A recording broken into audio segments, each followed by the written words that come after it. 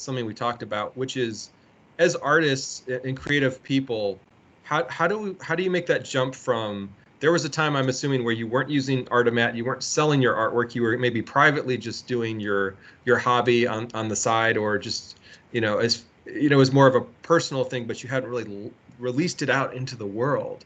And so one thing, like, I'm going to brag just a little bit here and say my super power, or I hope it is when I find another creative person, I really encourage them to take that secret hobby and share it with the world and make it into something.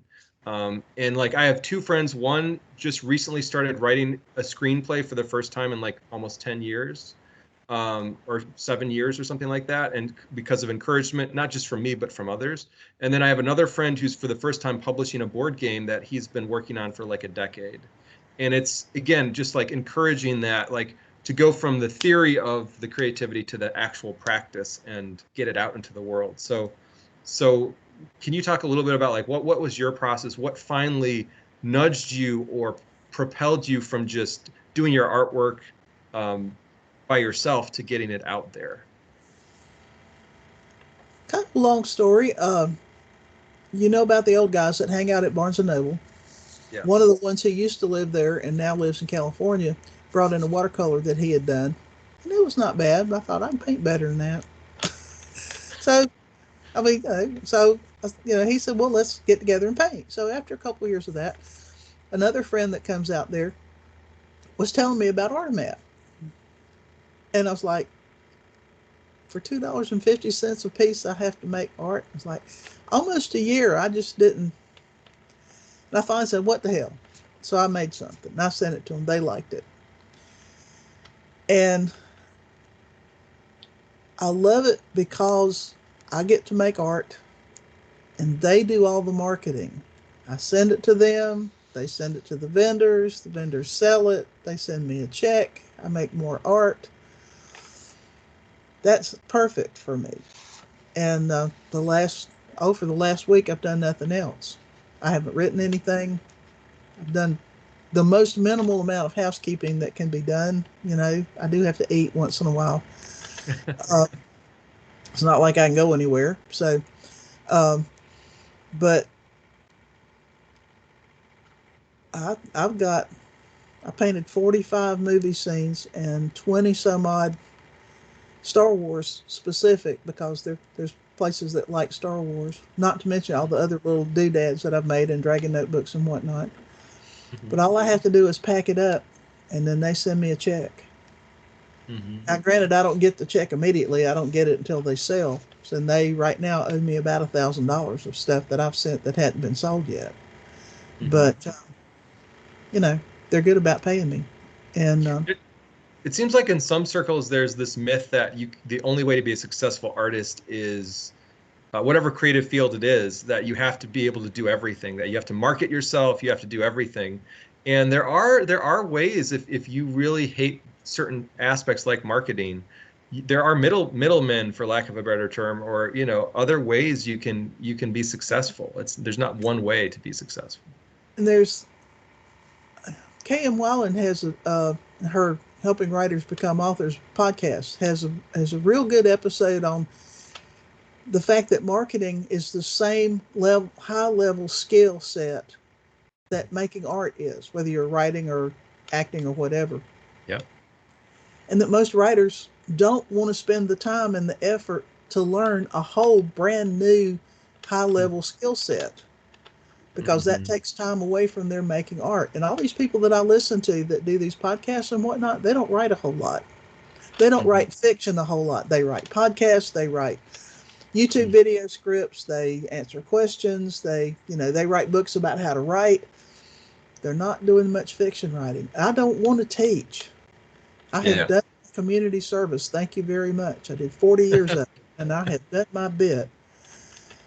And so I like Vela because, again, I put it up there, and I still have to, do the pay to play to read or something like that, because I don't know any other way to get people to read my stories. I don't get the organic part. And Mm-hmm. I bought a class on marketing and whatnot, and I'm to the point where they've covered the beginning stuff that I already know or that I've heard from 27 other people. Now it's Yeah. down to, you need this information, and you get this information by buying this piece of software, which is very, very cool. Let me show you what this piece of software does. Yeah. Then the next one, here's this other piece of software that gives you some other information. It's like, not only So, do they're not teaching me what to do with what I know, because yeah. unlike most writers, I have tech skills. I Yeah. can do covers. For sure. I can, I know how to upload stuff. You know, Hmm. what I don't know is where to put it, what to do with it, how to measure it. I don't know When you, any of the accounting end of it. The accounting in the sense of gathering the data and analyzing it, doing all that. My brain doesn't work like that. yeah. For the marketing, I like how you pointed out how marketing is a high level skill. It's not, just something you pick up as a little side thing. No, Do you think most writers respect marketing for what it is, or do you think a lot of writers at least initially go into it thinking marketing should be just an easy thing they should be able to pick up? I can't speak for a lot of writers.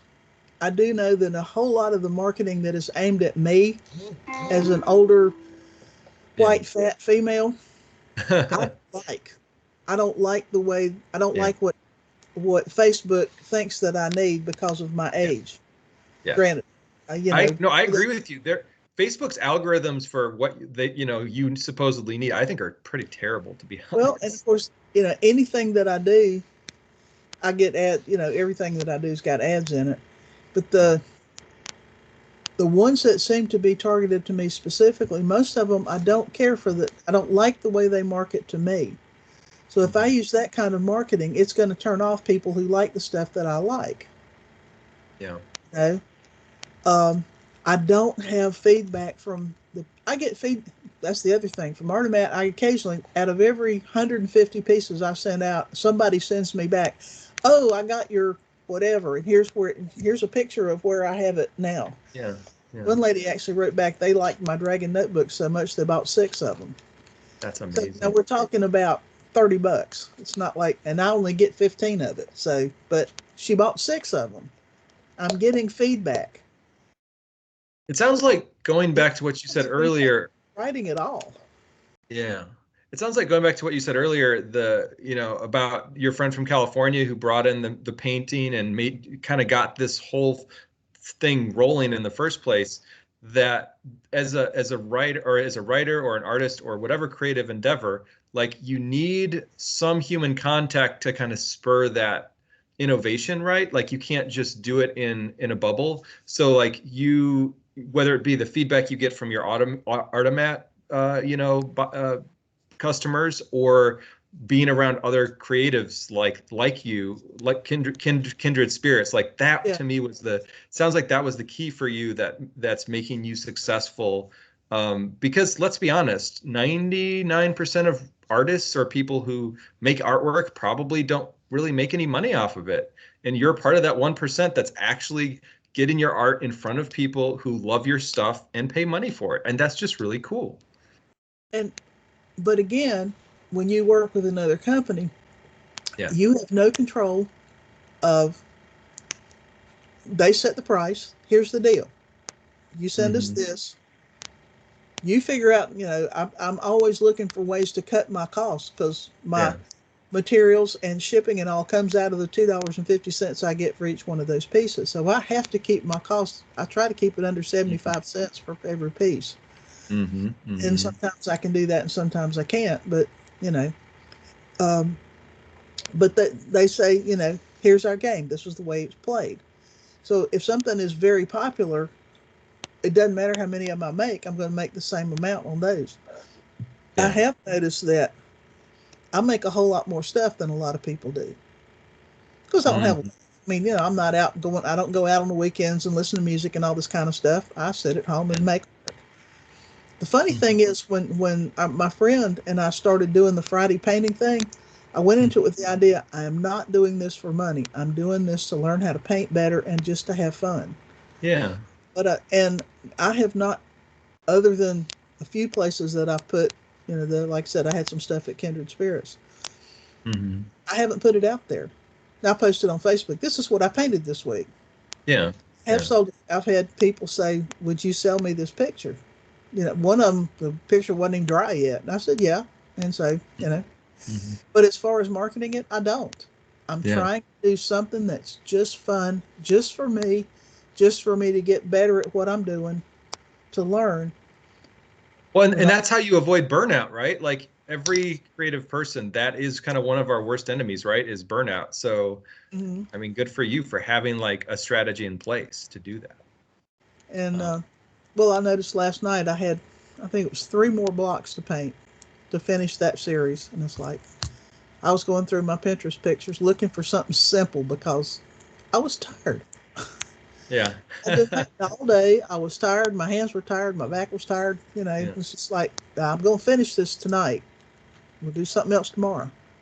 Yeah. But yeah, if you don't, and then I sat and watched TV for an hour and read Gail's third Jake book Mm-hmm. just Mm-hmm. to just to do something else. But yeah, Yeah. and So, this, like I said, this same girl that I've been listening to talked about she was turning out three or four books a year, mm-hmm. and she hit the wall. She just couldn't do it Yeah. anymore. So she took off a year, Mm. and we're talking about somebody who's like in her early 30s, Mm-hmm. Yeah. you know.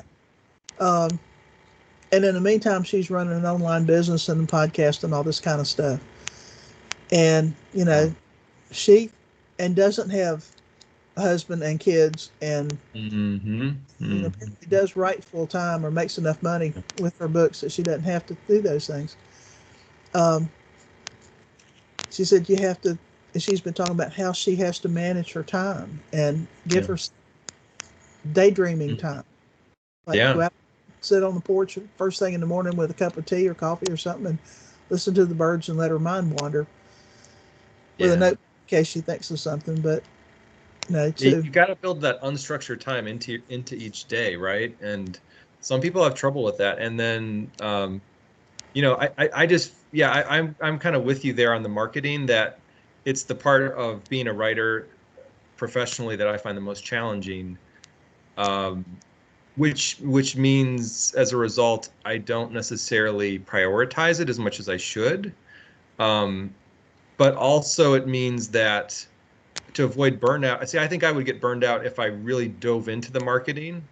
I'm kind of approaching it from, I'm going to improve my writerly craft and improve the quality of my product, and then I'm going to improve my marketing ability, but maybe not at the rate that I could, but at the rate that my sanity can handle, and at the rate that I don't burn out, and at the rate that I'm always making progress. A good friend of mine, Jason, a good friend of mine, he always says like small moves matter, and it's not really, you should pay more attention to what is your trajectory and not fixate on, did I make 3 steps forward today or 6 steps? You should focus on, am I heading in the right direction? So yeah, but to just kind of wrap up kind of what we were talking about here, I do feel like your story is a great story about how, people based on your, being surrounded by other artists helped you kind of, reach your potential, and you're still at your potential. And I don't know, it's just cool. One thing I like about the Mugs as a group is we all have unique different stories, but I kind of feel like we all have been successful because we've helped each other or had other artists or mentors, in our lives that got us, that got us to reach that level. So anyway, that's how you go from the theoretical to actually getting your artwork out into the world.